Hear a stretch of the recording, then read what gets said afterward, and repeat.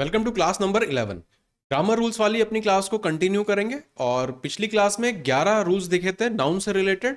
तो part of speech में ही हम लोग आगे बढ़ते चलेंगे। आज जो बचे हुए रूल्स हैं नाउन चैप्टर के उसको करके इस वाले पोर्शन को फिनिश करके और फिर नेक्स्ट हम लोग लेंगे प्रोनाउन को। तो सेकंड क्लास है ये ग्रामर रूल्स ऑफ नाउन की, ओवरऑल 11th क्लास है। रूल नंबर 12, कलेक्टिव नाउन जो भी होते हैं ना, कलेक्टिव नाउन पहले इसके बारे में चर्चा कर चुके हैं, जैसे कि jury, public, team, committee, government, audience, company. तो एक लोगों का एक समूह जो है वो यहाँ पे एज अ कलेक्शन हम लोग देख रहे हैं कि ज्यूरी एक पैनल हो गई, पब्लिक सारे लोग मिला के हो गए, टीम जैसे क्रिकेट की टीम हो गई। तो इनके साथ हम सिंगुलर लगाएं या प्लूरल वर्ब का यूज करें, ये किस तरह से डिसाइड होता है? ये सब कुछ होता है इसके यूसेज पर। अब यूसेज का क्या मतलब है इस वाले पोर्शन में, खासकर क्योंकि प्रीवियस ईयर में सवाल बना हुआ है, अगर मीनिंग ये जा रहा हो कि कुछ डिवीजन बताया जा रहा हो, है ना, कि जैसे इस वाले केस में देखें the jury was divided in their opinion, तो यहाँ पे बता रहे हैं कि एक मत नहीं थे वो लोग, उनका मत अलग अलग था। तो जब भी अलग अलग की बात होगी तो वहां फिर हम इस ज्यूरी को एक साथ नहीं देखेंगे, इंडिविजुअल मेंबर के तौर पर देखना शुरू करेंगे। तो जब इंडिविजुअल मेंबर के तौर पर देखेंगे तो देयर वर लगाएं या वॉज लगाएं। तो ये दो ऑप्शंस मैंने यहाँ पे दिए थे। जब भी यहाँ पे डिवीजन आ रहा है अपना, एक मत से कोई चीज सर्वसम्मति से नहीं पास हो रही है, तो उसमें फिर हम लोग को प्लूरल की तरह ट्रीट करना पड़ेगा। तो चूंकि यहाँ पे डिवीजन है, सबका अलग अलग मत है, इसलिए ये वाला सही नहीं मानेंगे, इस वाले को सही मानेंगे। The jury were divided in their opinion. तो अब ऑब्वियस सी बात है, किसी केस में सिंगुलर लगेगा, किसी केस में प्लूरल लगेगा, लेकिन कब प्लूरल लगा रहे हैं हम लोग? जब ज्यूरी में डिवीजन दर्शाया जा रहा है कि अलग अलग मेंबर्स का अलग अलग ओपिनियन था, अलग अलग मत था, इसलिए उसको फिर हमें यहाँ पे एज अ प्लूरल ट्रीट करना पड़ेगा। उसी की जगह इस एग्जाम्पल को देखें, the team have not arrived yet, कि टीम जो है वो अभी तक नहीं आई है। तो अभी आईपीएल चल रहा है, तो आप किसी भी एक टीम का, चेन्नई सुपर किंग्स का एग्जाम्पल ले लीजिए, है ना, तो उसको एज अ टीम कंसिडर करते हैं, सिंगुलर यूनिट की तरह कंसिडर करते हैं, इसलिए यहाँ पे हैव नहीं लगाएंगे, यहाँ पे हैज वाला सही होगा। The team has not arrived yet, कि वो जो समूह है, वो जो प्लेयर्स का समूह है, वो अभी तक आया नहीं है, अभी तक पहुंचा नहीं है, इसलिए यहाँ पे इसको सिंगुलर लगाएंगे। सब कुछ डिपेंड करेगा यूसेज पर, किसके लिए? कलेक्टिव नाउन्स के लिए ना। तो कुछ खास वर्ड्स हैं, ज्यूरी पर सवाल बना हुआ है, ऑडियंस पर सवाल बना हुआ है, कमिटी पर सवाल बना हुआ है, तो ये सारे प्रीवियस ईयर में आपको जब सॉल्व करोगे तो देखने को मिलेंगे। Next rule number 13, small creatures हों, इंसेक्ट्स हों, छोटे जानवर जो हैं, या फिर बहुत छोटे जो बच्चे होते हैं, तो उनको हम लोग न्यूटर जेंडर का मानते हैं। उनको हम लोग मेल फीमेल की कैटेगरी में उसे नहीं बांटते, उनको हम लोग न्यूटर जेंडर में रखते हैं। जैसे कि the baby wants food every hour और इट स्टार्ट्स क्राइंग ना, इट, ही या शी हमने यहाँ पे नहीं लिखा, क्योंकि बेबी ना, छोटा बच्चा जो भी होता है, बहुत छोटे बच्चे होते हैं, उनके लिए हम लोग न्यूटर जेंडर का प्रयोग करेंगे। इसके अलावा स्मॉल क्रिएचर्स, छोटे जानवर, या फिर जो कीड़े मकोड़े इंसेक्ट्स होते हैं, उनके लिए I could see the butterfly moving its wings ना, अगेन यहाँ पे बटरफ्लाई के लिए हमने यूज किया है इट्स, तो हर विंग या हिज विंग नहीं, इट्स विंग। ये एक छोटा सा इंपॉर्टेंट रूल है न्यूटर जेंडर से रिलेटेड। कल वाली क्लास में, पिछली क्लास में भी हमने बात करी थी न्यूटर जेंडर पे, और भी कुछ रूल्स थे उनको देखा था। फिर rule number 14, collective nouns, again collective noun की बात हो रही है, are used as neuter gender even if they are used to refer to living beings. तो कलेक्टिव नाउन्स को हम लोग न्यूटर जेंडर की तरह यूज करते हैं, उसके साथ हमें हिज और हर वगैरह नहीं प्रयोग करेंगे। जैसे the team gave it's best performance, team ने अपना बेस्ट परफॉर्मेंस दिया।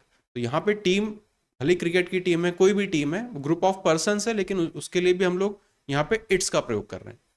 तो ये क्योंकि जो कलेक्टिव नाउन है उसके लिए हम लोग यहाँ पे न्यूटर जेंडर का यूज करेंगे। फिर the army is at its best to protect the country ना, हिज बेस्ट, हर बेस्ट नहीं, इट्स बेस्ट। तो कलेक्टिव नाउन्स के लिए हमें न्यूटर जेंडर का प्रयोग करना पड़ता है। Rule number 15, the use of the apostrophe. अभी एपोस्ट्रॉफी से रिलेटेड 3 से 4 रूल हैं, तो इनको ध्यान से देखना। Is not correct in case of non living things, non living things के साथ हम लोग अपोस्ट्रॉफी ना, अपोस्ट्रॉफी हम ये बताने के लिए दर्शाते हैं उसका पोजीशन कई बार। तो उस केस में अगर नॉन लिविंग थिंग के लिए हम पोजीशन बताना चाह रहे हैं तो फिर हम उसमें अपोस्ट्रॉफी का यूज नहीं करेंगे। लिविंग बींग्स के लिए हो सकता है, टाइम के लिए हो सकता है, वेट, डिस्टेंस, अमाउंट और पर्सोनिफाइड नाउन्स के लिए हो सकता है। इसको एग्जाम्पल से देखो, द टेबल्स वुड, तो यहाँ पे हम ये बताना चाह रहे हैं कि जो टेबल है उसकी लकड़ी, पर चूंकि टेबल जो है वो नॉन लिविंग थिंग होती है, इसलिए इसके साथ हम लोग अपॉस्ट्रॉफी का प्रयोग नहीं करेंगे। तो ये यहाँ पे गलत है। इस सेंटेंस को सही तरीके से लिखना होगा, तो उसके लिए हम लिखेंगे the wood of the table. अब ये हो जाएगा सही। तो प्योर इसलिए कि ये नॉन लिविंग थिंग थी, इस वजह से हमने यहाँ पे अपॉस्ट्रॉफी का यूज नहीं कर सकते उसका पोजीशन बताने के लिए। टेबल की लकड़ी ये बताना था, तो यहाँ पे हम उसे इस तरह से लिखेंगे, ना कि पहले वाले तरीके से। फिर अ रुपीज वर्थ, तो टाइम हो, वेट हो, अमाउंट हो, इनके साथ हम लोग यूज कर सकते हैं अपॉस्ट्रॉफी का, ना। रुपीज वर्थ का मतलब पैसे की वैल्यू, तो यहाँ पे ये सही हो गया। नेचर्स लॉ, प्रकृति के नियम, तो यहाँ पर भी ये कर सकते हैं। ये नेचर्स लॉ क्या हो जाएगा, पर्सोनिफाइड नाउन हो जाएगा यहाँ पर। इस पर एक दो सवाल पहले भी दिखे हुए हैं, जहां पे उन्होंने इस तरह से नॉन लिविंग थिंग का पोजीशन बताने के लिए अपॉस्ट्रॉफी लगा रखा था, तो स्टैंडर्ड एरर बनता है इस पर। तो rule number 16, two nouns in the possessive case denote plural form. When apostrophe s is used with one noun, it expresses singular form. Simple सा, इतनी राम कहानी देखने की जरूरत नहीं। एग्जाम्पल से देख लो, श्वेता एंड सोहन्स मदर, ना, श्वेता एंड सोहन्स मदर, या फिर श्वेताज एंड सोहन्स मदर्स, इसमें से कौन सा सही है? आप कह रहे हो फर्स्ट वाला सही है, सेकंड वाले में क्या प्रॉब्लम है? सेकंड वाला भी सही है ना, दोनों सही है। यहाँ पे श्वेता के साथ यहाँ पे अपॉस्ट्रॉफी नहीं लगाया है, श्वेता एंड सोहन्स मदर, मतलब इन दोनों की ये मदर है। जबकि अगर यहां पर देखें तो श्वेताज एंड सोहन्स, तो दोनों की अलग अलग मदर हो गई, इसलिए यहाँ पे मदर को प्लूरल फॉर्म में फिर लिखा हुआ है। दोनों सही है। इसके साथ श्वेता एंड सोहन्स, तो दोनों की मदर, फिर श्वेताज एंड सोहन्स मदर, तो दोनों की अलग अलग मदर, इसलिए एक बताने के लिए यहाँ पे मदर था, दोनों की अलग अलग के लिए यहाँ पे मदर्स हो गया। और फिर देखें, कंपाउंड नाउन के साथ अपॉस्ट्रोफी करेंगे तो it is added only with the last word. क्या मतलब कंपाउंड नाउन से कहां पे लगाएं अपॉस्ट्रोफी? तो एग्जांपल देखो, क्योंकि एरर दिखेगा तो इसी तरह का कुछ ना कुछ लिखा हुआ आएगा।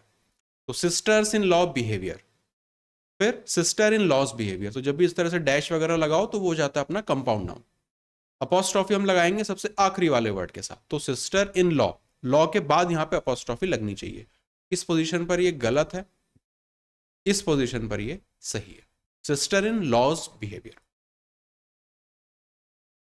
फिर possessive case is indicated by apostrophe without S after plural noun, तो प्लूरल नाउन ऐसे जिनके एंड में ऑलरेडी एस आ रहा होता है ना, तो उनके साथ हम लोग अपॉस्ट्रोफी वगैरह किस तरह से यूज करेंगे? तो केवल साइन लगा देंगे अपॉस्ट्रोफी का और एक्स्ट्रा एस को ऐड नहीं करेंगे। जैसे कि गर्ल्स हॉस्टल, लड़कियों का हॉस्टल, तो गर्ल्स प्लूरल है और एस ऑलरेडी उसमें लगा हुआ है, तो गर्ल्स फिर अपॉस्ट्रोफी का साइन और वापस से एस उसमें नहीं जोड़ेंगे, तो ये जो लिखा है ये सही लिखा है। फिर जीसस सेक, अब जीसस के नाम में यहाँ पे एस आता है, तो वापस से उसको एक अपॉस्ट्रोफी के साइन के बाद एस नहीं लगाएंगे, जो लिखा है वो सही है। कालिदास नाम ऑलरेडी एंड में एस आ रहा है, तो बस इस तरह से अपॉस्ट्रोफी लगा के ये सही कर देंगे ना। तो ये लड़कियों का हॉस्टल, भगवान के लिए ना, कालिदास का काम, कालिदास की पोएट्री, कालिदास के work. Next rule number 19, else, something else, anything else, इस तरह से कुछ कुछ शब्द बनेंगे, वहां पे अपॉस्ट्रोफी किस तरह से लगाई जाती है। समबडी, एनीबडी, नोबडी, है ना, इस तरह के जो इंडेफिनेट प्रोनाउन रहेंगे is expressed in possessive case कि समबडी एल्सेस, किसी और का, या फिर समबडीज एल्स। इस तरह से हमें देखना है कि अपॉस्ट्रोफी का साइन वहां पे कहां पे एक्चुअली लगेगा। तो एग्जांपल से अगर इसको देखो, this is not my pen, this is somebody's else, तो समबडीज एल्स या समबडी एल्सेस, किस तरह से इसको लिखें ना, समबडी इसके साथ नहीं लगेगा, समबडी एल्सेस ये वाला पार्ट सही होता है। तो this pen is somebody else's, ये मेरा पेन नहीं है, ये किसी और का है, ये बताना चाह रहे हैं, तो समबडी एल्सेस ये वाला है गलत, अपॉस्ट्रोफी यहां पे नहीं लगेगा, एल्स के बाद लगेगा, और ये वाला है सही, अपॉस्ट्रोफी सही जगह लगा हुआ है। अपॉस्ट्रोफी से रिलेटेड 3-4 रूल हैं, इन पे एरर लगभग हर बार किसी ना किसी शिफ्ट के पेपर में दिख जाते हैं। Rule number 20, rule of fractions. अब ये बड़ा सही चीज है, क्योंकि नॉर्मल बोलचाल में हम लोग कुछ भी बोल जाते हैं इसके लिए, और पता ही नहीं चलता कि वो सही है कि नहीं। तो जैसे यहाँ पे देखो ना, फ्रैक्शंस को हम लोग किस तरह से लिखें, तो इन तीनों में से कौन सा सही है और कौन सा गलत है, पढ़ के एक बार ट्राई करो। 1.5 years is wasted, 1.5 years are wasted, a year and a half is wasted.